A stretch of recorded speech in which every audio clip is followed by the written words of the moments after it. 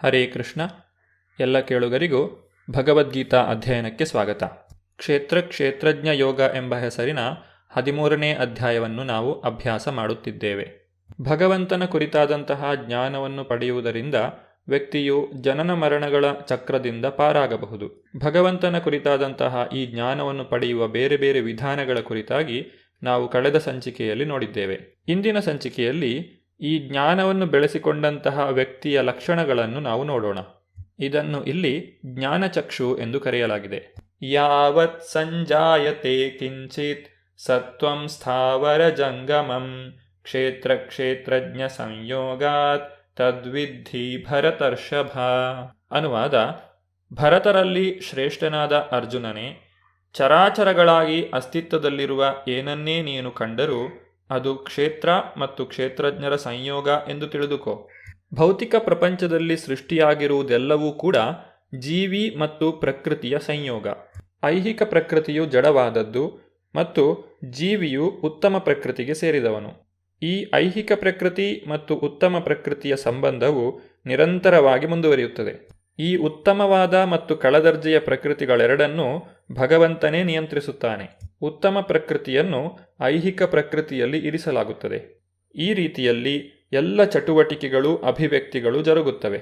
ಸಮಂ ಸರ್ವೇಷು ಭೂತೇಷು ತಿಷ್ಠಂತಂ ಪರಮೇಶ್ವರಂ ವಿನಶ್ಯತ್ಸು ಅವಿನಶ್ಯಂತಂ ಯಾ ಪಶ್ಯತಿ ಸಾ ಪಶ್ಯತಿ. ಅನುವಾದ: ಎಲ್ಲ ದೇಹಗಳಲ್ಲಿ ಜೀವಾತ್ಮನ ಜೊತೆಗಿರುವ ಪರಮಾತ್ಮನನ್ನು ಕಂಡುಕೊಂಡು ನಾಶವಾಗುವ ದೇಹದಲ್ಲಿ ಇರುವ ಜೀವಾತ್ಮನಾಗಲಿ ಪರಮಾತ್ಮನಾಗಲಿ ಅಳಿಯುವುದಿಲ್ಲ ಎನ್ನುವುದನ್ನು ಅರ್ಥ ಮಾಡಿಕೊಳ್ಳುವವನೇ ನಿಜವಾಗಿ ನೋಡುತ್ತಾನೆ. ಕ್ಷೇತ್ರ ಎಂದರೆ ಪ್ರಕೃತಿ ಮತ್ತು ಕ್ಷೇತ್ರಜ್ಞ ಎಂದರೆ ಜೀವಾತ್ಮ ಮತ್ತು ಪರಮಾತ್ಮ. ಈ ಮೂರನ್ನೂ ಒಂದಾಗಿ ನೋಡಬಲ್ಲವನು ಜ್ಞಾನದ ಸ್ಥಿತಿಯಲ್ಲಿದ್ದಾನೆ. ಇದನ್ನೇ ಜ್ಞಾನಚಕ್ಷು ಅಥವಾ ಜ್ಞಾನದ ಕಣ್ಣು ಎಂದು ಕರೆಯಲಾಗಿದೆ. ಯಾರಿಗೆ ಈ ಜ್ಞಾನಚಕ್ಷು ಇಲ್ಲವೋ ಅವರನ್ನು ಅಜ್ಞಾನಿಗಳು ಎಂದು ಕರೆಯಲಾಗುವುದು.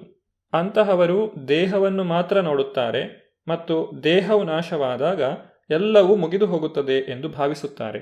ಆದರೆ ವಾಸ್ತವವಾಗಿ ದೇಹವು ನಾಶವಾದ ಮೇಲೂ ಜೀವಾತ್ಮನೂ ಪರಮಾತ್ಮನೂ ಇರುತ್ತಾರೆ. ಹಲವು ಚರಾಚರ ರೂಪಗಳಲ್ಲಿ ಮುಂದಕ್ಕೆ ಸಾಗುತ್ತಾರೆ. ಸಮಂ ಪಶ್ಯನ್ ಹಿ ಸರ್ವತ್ರ ಸಮವಸ್ಥಿತಮೀಶ್ವರಂ ನ ಹಿನಸ್ತ್ಯಾತ್ಮನಾತ್ಮಾನಂ ತತೋ ಯಾತಿ ಪರಾಂ ಗತಿಂ. ಅನುವಾದ: ಎಲ್ಲೆಲ್ಲಿಯೂ ಪ್ರತಿಯೊಂದು ಜೀವಂತ ಪ್ರಾಣಿಯಲ್ಲಿಯೂ ಒಂದೇ ಸಮನಾಗಿ ಪರಮಾತ್ಮನು ಇರುವುದನ್ನು ಕಾಣಬಲ್ಲವನು ತನ್ನ ಮನಸ್ಸಿನಿಂದ ತನ್ನನ್ನು ಹೀನಸ್ಥಿತಿಗೆ ತಂದುಕೊಳ್ಳುವುದಿಲ್ಲ. ಹೀಗೆ ಅವನು ಪರಮಗತಿಯನ್ನು ಸೇರುತ್ತಾನೆ. ಸಾಮಾನ್ಯವಾಗಿ ಮನಸ್ಸು ಇಂದ್ರಿಯ ತೃಪ್ತಿಯ ಪ್ರಕ್ರಿಯೆಗಳಿಗೆ ಅಂಟಿಕೊಂಡಿರುತ್ತದೆ. ಅದು ಪರಮಾತ್ಮನ ಕಡೆ ತಿರುಗಿದಾಗ ಮನುಷ್ಯನು ಆಧ್ಯಾತ್ಮಿಕ ತಿಳುವಳಿಕೆಯಲ್ಲಿ ಪ್ರಗತಿಯನ್ನು ಸಾಧಿಸುತ್ತಾನೆ.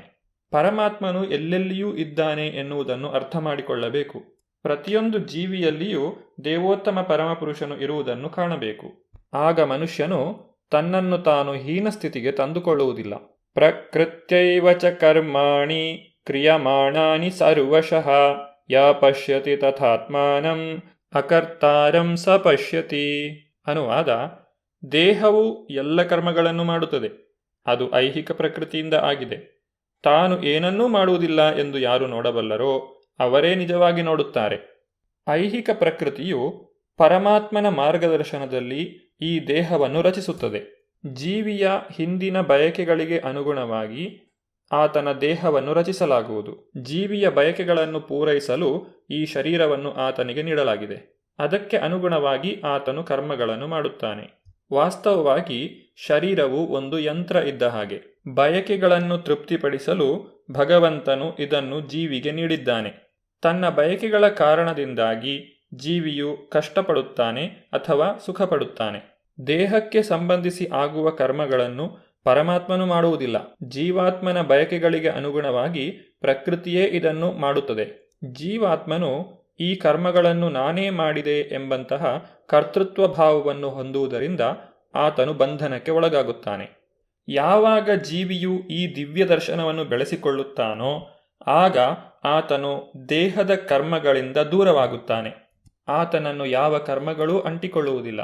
ಇಂತಹ ದರ್ಶನ ಇರುವವನು ವಾಸ್ತವವಾಗಿ ದ್ರಷ್ಟಾರನು. ಯದಾ ಭೂತ ಪೃಥಗ್ ಭಾವಂ ಏಕಸ್ಥಂ ಅನುಪಶ್ಯತಿ ತತ ಏವ ಚ ವಿಸ್ತಾರಂ ಬ್ರಹ್ಮ ಸಂಪದ್ಯತೆ ತದಾ. ಅನುವಾದ: ವಿವೇಚನೆಯುಳ್ಳ ಮನುಷ್ಯನು ಬೇರೆ ಬೇರೆ ಐಹಿಕ ದೇಹಗಳ ಕಾರಣದಿಂದ ಬೇರೆ ಬೇರೆ ಅಸ್ತಿತ್ವಗಳನ್ನು ನೋಡುವುದನ್ನು ಬಿಟ್ಟಾಗ ಮತ್ತು ಎಲ್ಲೆಲ್ಲೂ ಜೀವಿಗಳು ಹೇಗೆ ವಿಸ್ತಾರ ಹೊಂದುತ್ತಾರೆ ಎನ್ನುವುದನ್ನು ಕಂಡಾಗ ಅವನು ಬ್ರಹ್ಮನ್ ಪರಿಕಲ್ಪನೆಯನ್ನು ತಲುಪುತ್ತಾನೆ. ಭೌತಿಕ ದೃಷ್ಟಿಯಿಂದ ನೋಡಿದಾಗ ಬೇರೆ ಬೇರೆ ಶರೀರಗಳನ್ನು ಹೊಂದುವಂತಹ ಜೀವಿಯನ್ನು ನಾವು ಬೇರೆ ಬೇರೆ ವ್ಯಕ್ತಿಗಳೆಂದು ತಿಳಿಯುತ್ತೇವೆ. ಆದರೆ ವಾಸ್ತವವಾಗಿ ಒಂದೇ ಜೀವಾತ್ಮನು ಬೇರೆ ಬೇರೆ ಶರೀರಗಳನ್ನು ಧರಿಸುತ್ತಾನೆ. ದೇಹಗಳು ಜೀವಾತ್ಮನಿಗೆ ಸೇರಿದವಲ್ಲ. ಬದುಕಿನ ಐಹಿಕ ಪರಿಕಲ್ಪನೆಯಲ್ಲಿ ಒಬ್ಬನು ದೇವತೆಯಾಗಿ, ಮನುಷ್ಯನಾಗಿ, ನಾಯಿ, ಬೆಕ್ಕು ಇತ್ಯಾದಿಯಾಗಿ ನಮಗೆ ಕಾಣುತ್ತಾರೆ. ಇದು ಐಹಿಕ ದೃಷ್ಟಿ, ವಾಸ್ತವ ದೃಷ್ಟಿಯಲ್ಲ. ಈ ಐಹಿಕ ಭಿನ್ನತೆಗೆ ಬದುಕಿನ ಐಹಿಕ ಪರಿಕಲ್ಪನೆಯೇ ಕಾರಣ. ಐಹಿಕ ದೇಹವು ನಾಶವಾದ ನಂತರ ಜೀವಾತ್ಮ ಒಂದೇ. ಐಹಿಕ ಪ್ರಕೃತಿಯ ಸಂಪರ್ಕದಿಂದ ಜೀವಾತ್ಮನಿಗೆ ಬೇರೆ ಬೇರೆ ದೇಹಗಳು ಬರುತ್ತವೆ. ಯಾವ ವ್ಯಕ್ತಿಗೆ ಇದನ್ನು ಕಾಣಲು ಸಾಧ್ಯವಾಗಿದೆಯೋ ಆತನು ದಿವ್ಯ ದರ್ಶನವನ್ನು ಪಡೆದಿದ್ದಾನೆ. ಈ ದಿವ್ಯ ದರ್ಶನವನ್ನು ಪಡೆದಂತಹ ವ್ಯಕ್ತಿ ಮೇಲಾದದ್ದು, ಕೀಳಾದದ್ದು ಇತ್ಯಾದಿ ಭಿನ್ನತೆಯ ಭಾವಗಳಿಂದ ಮುಕ್ತನಾಗಿ ಪರಿಶುದ್ಧ ಪ್ರಜ್ಞೆಯನ್ನು ಪಡೆಯುತ್ತಾನೆ. ಆತನು ತನ್ನ ದಿವ್ಯ ಅಸ್ತಿತ್ವದಲ್ಲಿ ಕೃಷ್ಣ ಪ್ರಜ್ಞೆಯನ್ನು ಬೆಳೆಸಿಕೊಳ್ಳುವುದು ಸಾಧ್ಯವಾಗುತ್ತದೆ. ಆಗ ಅವನಿಗೆ ಎಲ್ಲವೂ ಹೇಗೆ ಕಾಣುತ್ತದೆ ಎನ್ನುವುದನ್ನು ಮುಂದಿನ ಶ್ಲೋಕದಲ್ಲಿ ತಿಳಿಸಿದೆ. ಅನಾದಿತ್ವಾತ್ ನಿರ್ಗುಣತ್ವಾತ್ ಪರಮಾತ್ಮಾಯಮವ್ಯಯಃ ಶರೀರಾಸ್ತೋಪಿ ಕೌಂತೇಯ ನ ಕರೋತಿ ನ ಲಿಪ್ಯತೆ. ಅನುವಾದ: ಅರ್ಜುನ, ಅವಿನಾಶಿಯಾದ ಆತ್ಮವು ದಿವ್ಯವಾದದ್ದು, ನಿತ್ಯವಾದದ್ದು ಮತ್ತು ಗುಣಗಳನ್ನು ಮೀರಿದ್ದು. ಶಾಶ್ವತ ನೋಟವಿರುವವರು ಇದನ್ನು ಕಾಣಬಲ್ಲರು. ಐಹಿಕ ದೇಹದ ಸಂಪರ್ಕವಿದ್ದರೂ ಆತ್ಮವು ಏನನ್ನೂ ಮಾಡುವುದಿಲ್ಲ ಮತ್ತು ಲಿಪ್ತವಾಗುವುದಿಲ್ಲ. ಐಹಿಕ ದೇಹವು ಜನ್ಮ ತಾಳುವುದರಿಂದ ಜೀವಿಯು ಜನ್ಮ ತಾಳಿದಂತೆ ಕಾಣುತ್ತದೆ. ಆದರೆ ವಾಸ್ತವವಾಗಿ ಜೀವಿಯು ನಿತ್ಯನು. ಐಹಿಕ ದೇಹದಲ್ಲಿದ್ದರೂ ಅವನು ದಿವ್ಯನಾದವನು ಮತ್ತು ನಿತ್ಯನಾದವನು. ಅವನನ್ನು ನಾಶ ಮಾಡಲು ಸಾಧ್ಯವಿಲ್ಲ. ಸ್ವಭಾವತಃ ಅವನು ಆನಂದಮಯನು. ಯಾವುದೇ ಐಹಿಕ ಕರ್ಮಗಳಲ್ಲಿಯೂ ಆತನು ತೊಡಗುವುದಿಲ್ಲ.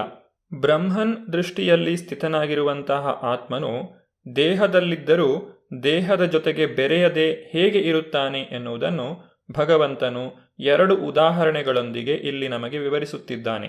ಯಥಾ ಸರ್ವಗತಂ ಸೌಕ್ಷ್ಮ್ಯತ್ ಆಕಾಶಂ ನೋಪಲಿಪ್ಯತೆ ಸರ್ವತ್ರಾವಸ್ಥಿತೋ ದೇಹೇ ತಥಾತ್ಮಾನೋಪಲಿಪ್ಯತೆ.